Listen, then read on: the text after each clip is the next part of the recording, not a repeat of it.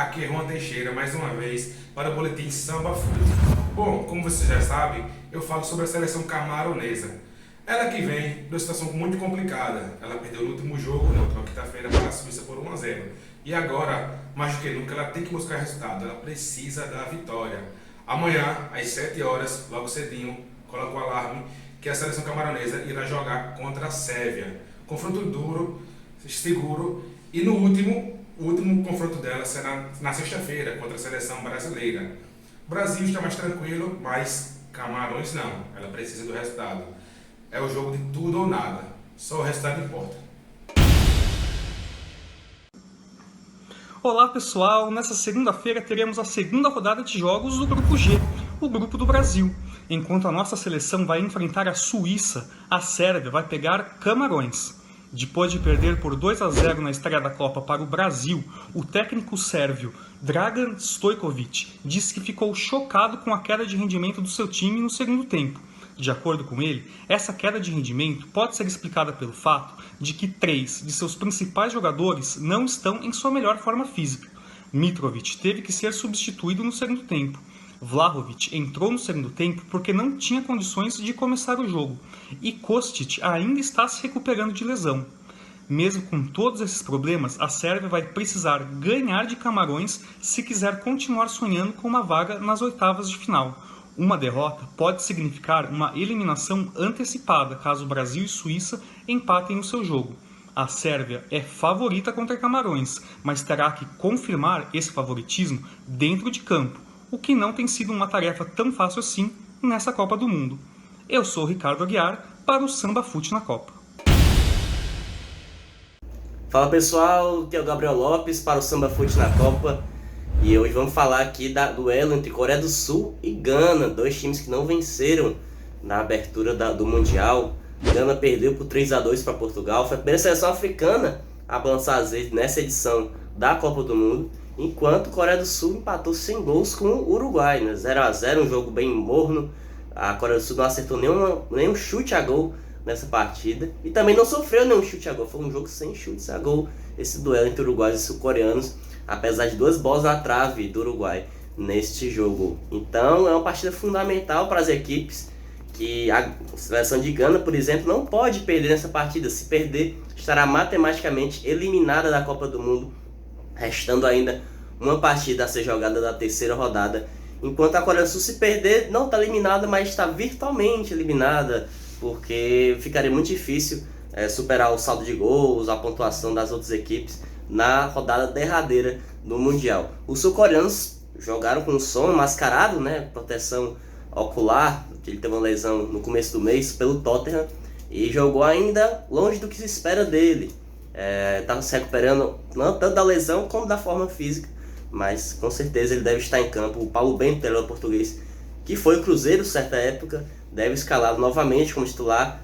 A dúvida da Coreia do Sul é o Hwang Hee-chan, jogador do Wolverhampton, atacante importante, que não atuou na estreia por lesão muscular e não se sabe se ele vai estar em campo novamente. Sabe se ele vai estar em campo nesse embate com Gana. Gana, que por sua vez não tem desfalques. É um time que vai completinho contra a Coreia do Sul, até onde se sabe. A seleção ganesa que fez jogo aberto com Portugal, teve muita reclamação por parte do treinador e do capitão, o atuado treinador e o capitão André Ayew, pelo pênalti marcado que o Cristiano Ronaldo converteu. Segundo os ganeses, não deveria ter sido dada aquela penalidade na partida entre Portugal e Gana. Esse jogo entre Coreia do Sul e Gana acontece nesta segunda-feira, às 10 horas da manhã, no estádio da Cidade da Educação, lá em Doha, no Catar. Esse estádio está tendo muitos jogos nessa primeira fase.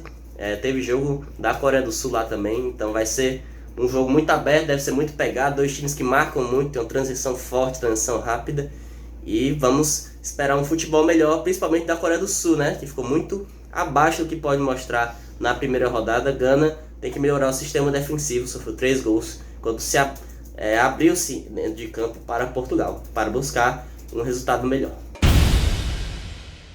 E o Brasil estreou com vitória na Copa do Mundo do Catar. Jogando contra a Sérvia, Richarlison marcou os 2 gols que deram os 3 pontos para a amarelinha nesse primeiro duelo. E o segundo gol do Pombo foi uma pintura, né? Um golaço. Acho que ele nem esperava por essa. Porém, nem tudo foi fator de comemoração na seleção brasileira. Neymar e Danilo saíram com dores no tornozelo. O tornozelo do Neymar está inchado pra caramba e os dois são preocupações do departamento médico para essa primeira fase. Os dois não jogam contra a Suíça e são dúvidas contra Camarões. Eles estão constantemente sendo avaliados pelo departamento médico da seleção brasileira, torcendo para os dois se recuperarem, possam ajudar a seleção o mais rápido possível. Tite, como sempre, faz mistério sobre a escalação e não diz quem são os jogadores que vão substituí-los. Eu sou a Natália Milreu para o Samba Fute na Copa. Chegou o momento do encontro mais esperado do Grupo G da Copa do Mundo, Suíça e Brasil. O Brasil sem Neymar entra em campo às 13 horas para encarar os suíços no segundo jogo do Grupo G. A Suíça venceu o Camarões por 1-0, gol do camaronês, não foi gol contra, tá? Que defende a Suíça, embolou. Agora a Suíça, se vencer o Brasil, fica com uma situação muito tranquila no grupo, né? Precisando apenas de um empate na última rodada contra a Sérvia. O Brasil também, se vencer a Suíça, ficará muito bem no grupo. Falando um pouco do jogo da Suíça, 8 jogadores que estiveram em 2018 no encontro que terminou 1-1 contra o Brasil estarão em campo agora. Sommer, Char, Akanji, Xhaka, Ricardo Rodrigues, Shaqiri, Seferovic e Embolou. Vale lembrar que esse vai ser o terceiro jogo oficial entre as duas seleções e nenhuma tiveram vencedores anteriores. Em 1950, empate em 2-2. Em 18, empate 1-1. E agora, quem fica com a melhor? Rodrigo Alcântara por Boletim Samba Fute na Copa. Portugal e Uruguai se enfrentam nesta segunda-feira, 28 de novembro, às 4 horas da tarde, no estádio Lusail, pela segunda rodada do Grupo H da Copa do Mundo. Portugal foi a única seleção do Grupo H que venceu na estreia. A equipe bateu Gana por 3-2 e nesse momento é líder da chave. Uma vitória vai classificar a equipe para as oitavas de final da Copa do Mundo. Otávio, brasileiro naturalizado português, saiu lesionado na partida diante de Gana e é dúvida para o jogo. Além dele, também não se sabe se jogará ou não o lateral esquerdo Nuno Mendes, que não esteve à disposição do técnico Fernando Santos na última partida contra a Gana. Se o Fernando Santos repetir a estratégia adotada contra a equipe africana, é provável que ele coloque jogadores como Vitinha, como João Mário ou Matheus Nunes, também brasileiro, naturalizado português, para manter a estratégia ofensiva. Outra possibilidade é colocar o William Carvalho, já que Portugal é um jogo mais complicado, tem jogadores melhores do que Gana, você reforçar a marcação. Com 2 assistências, o grande destaque português na estreia na Copa do Mundo do Catar foi o meia Bruno Fernandes. Ele deu os passes que geraram os gols do atacante João Félix e do também atacante Rafael Leão. Já o Uruguai ficou apenas no empate por 0-0 diante da Coreia do Sul, em resultado que não pode ser comemorado, mas o desempenho talvez sim, já que a equipe mandou 2 bolas na trave, uma com o zagueiro Godin na primeira etapa e outra no segundo tempo em chute de fora da área do meia Federico Valverde do Real Madrid. O Uruguai tem 1 ponto, assim como a Coreia do Sul, Gana não tem nenhum e Portugal fez 3. Portanto, uma vitória do Uruguai pode levar a equipe à liderança da chave e na última rodada não depender de uma vitória contra a Gana para se classificar para as oitavas de final.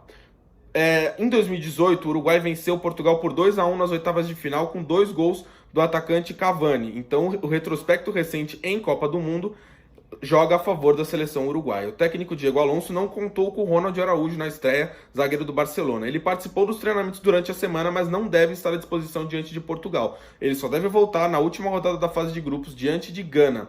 E na partida contra a Coreia do Sul, o técnico optou por Darwin Núñez pela esquerda, Pelistri pela direita e Soares como centroavante. O meia de Arrascaeta do Flamengo sequer entrou em campo, ficou no banco de reservas durante todo o tempo.